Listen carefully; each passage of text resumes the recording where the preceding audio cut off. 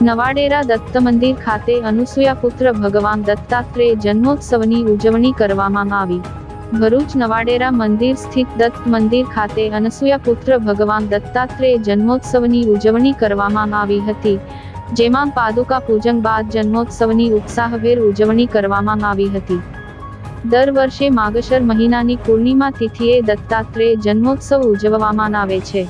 માન્યતાઓ પ્રમાણે ભગવાન દત્તાત્રેય બ્રહ્મા, વિષ્ણુ, મહેશ ત્રણેયનું સ્વરૂપ માનવામાં આવે છે। તેમની અંદર બ્રહ્મા, વિષ્ણુ અને મહેશ ત્રણેયનો સંયુક્ત અંશ સમાહિત છે। ભગવાન દત્તાત્રેય જન્મોત્સવ પર તેમના બાળરૂપની પૂજા કરવામાં આવે છે।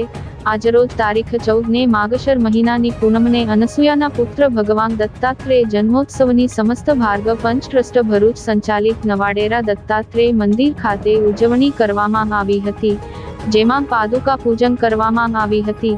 ત્યારબાદ દિગંબરા શ્રીપાદ વલ્લભ દિગંબરા ધૂનની રમઝટ સાથે બરાબર 12ના ટકોરે ભગવાન દત્તાત્રેયજીનો જન્મ થયો હતો। ફટાકડા ફોડી, ચોકલેટ ઉછાળી ભગવાનના અવતરણને વધાવ્યા હતા।